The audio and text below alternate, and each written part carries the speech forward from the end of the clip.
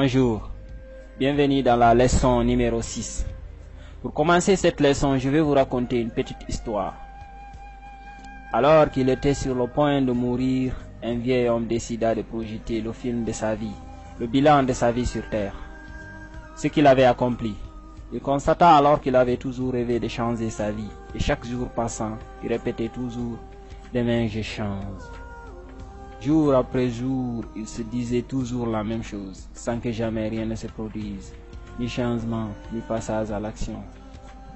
C'est alors qu'une larme coula le long de sa joue, puis une autre, et encore une autre, en un flot ininterrompu. Il venait de réaliser qu'il avait passé sa vie à attendre le bon moment pour agir, à trouver des excuses, et chaque jour à attendre le lendemain pour changer sa vie. Il ferma les yeux et les souvenirs remontèrent à la surface. Les rares bons moments et les nombreux regrets. Pourquoi toute sa vie avait-il refusé de regarder la vérité en face? Pourquoi n'avait-il pas rendu sa famille heureuse? Pourquoi n'avait-il pas pris soin de ses enfants? Pourquoi n'avait-il pas eu envers ses parents le même amour qu'ils avaient eu envers lui? Pourquoi n'avait-il pas tenu compte des conseils? Pourquoi n'avait-il jamais regardé vers le haut? Pourquoi n'avait-il jamais passé à l'action? Pourquoi n'avait-il pas mis en pratique ses croyances religieuses? Pourquoi avait-il eu peur? Pourquoi n'avait-il pas cherché les bonnes stratégies pour devenir heureux? Il avait pourtant rêvé de changer sa vie. Il se rappela que depuis tout petit, il avait eu de grands rêves. Il voulait devenir riche, avoir de belles voitures, de belles maisons, des entreprises, voyager pour s'amuser et apprendre, avoir du bonheur, avoir de la santé. Il avait aussi voulu aider ses proches, mais il n'avait pas agi pour transformer ses rêves en réalité. Il avait toujours attendu qu'un jour, Dieu, la chance, les miracles, son gouvernement, le hasard, ses proches ou les autres viennent changer sa vie à sa place.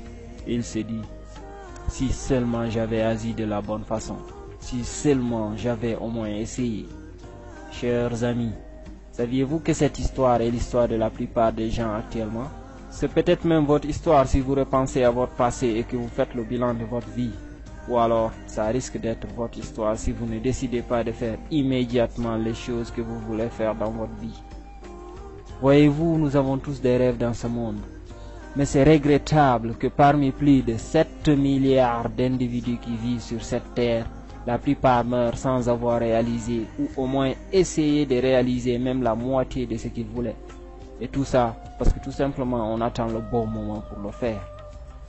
Je sais bien sûr que d'autres ne l'ont pas fait parce qu'ils avaient eu de bonnes raisons, des raisons valables. Mais ceux-là sont très peu nombreux. Dans la plupart des enquêtes et des recherches sur la réussite, la principale cause d'échec, c'est le fait de ne pas agir ou de remettre à plus tard des choses qu'on peut faire immédiatement en se trouvant des excuses pour ne pas le faire. Faites vous-même votre propre enquête sur vous ou sur les gens qui n'ont pas réussi et posez-leur des questions. Vous vous apercevrez vite que la plupart n'ont même pas pris la peine de faire la plus petite initiative pour faire de leur vie ce qu'ils voulaient. On sait très bien que ça ne va pas, mais on ne fait absolument rien pour que ça aille. On s'invente des excuses et on remet les choses pour plus tard. On attend le moment parfait, le moment où on sera sûr que ça va marcher, où il n'y aura aucun risque. Qui n'a déjà pas entendu ce genre de phrase? Quand j'aurai un budget de départ, je démarrerai une activité. Quand j'aurai le temps, j'irai voir le médecin. Quand j'aurai confiance en moi, j'irai demander cette fille en mariage. Quand je serai prêt, je changerai ce boulot. Ou alors je demanderai une promotion. Et en plus de ça, chaque excuse inventée est renforcée par une autre pour qu'elle soit elle-même justifiée. Comme par exemple, je vais demander une augmentation, mais j'ai peur d'être viré. Et si on me vire, j'ai peur de ne pas avoir un autre emploi. Et si je n'ai pas un emploi, j'ai peur de ne pas pouvoir démarrer ma propre entreprise, ma propre boîte. Donc, je vais attendre jusqu'à ce que le bon moment arrive. Et le plus bizarre, c'est que même si la situation change et que l'opportunité qu'ils attendaient se présente, ils préfèrent s'inventer des excuses, une autre excuse au lieu d'agir. Ils continuent comme ça toute leur vie à attendre. Je sais qu'il est très important de se préparer et de bien se planifier des fois pour ne pas échouer. Mais le problème avec ça, c'est que plus on attend, plus les choses se compliquent et plus notre cerveau et nos muscles s'habituent à la passivité. Les peurs et les doutes s'installent, les circonstances changent parfois plus négativement et notre vie entière devient une suite d'attentes successives. On se forge ainsi une habitude vicieuse, une façon de vivre négative sans même le savoir. On croit inconsciemment que le bon moment n'est pas arrivé. Les années passent sans qu'on se rende compte, jusqu'au jour où on regarde en arrière. Et là, c'est le choc. On se demande comment est-ce possible, ou alors on dit tout simplement que c'est comme ça la vie. Moi, je ne veux pas ça, ni pour moi qui suis trop jeune, ni pour vous, car je crois que ce n'est pas comme ça la vie. Et pour éviter cela, il faut immédiatement arrêter de remettre les choses au lendemain. N'attendez plus le moment idéal, car il n'existe pas et il n'existera jamais comme vous le voulez. Parce que vous ne pourrez jamais être sûr que quelque chose qui ne s'est pas produit ne comportera aucun risque. Jamais. Même si nous pouvions voir le futur, nous verrions qu'il y a toujours des risques. Mais seulement ceux qui agissent en dépit de ces risques réussissent et regardent en arrière avec fierté. Ceux-là ont compris que le moment parfait n'arrivera jamais plus que maintenant et qu'ils ne seront jamais plus près que maintenant.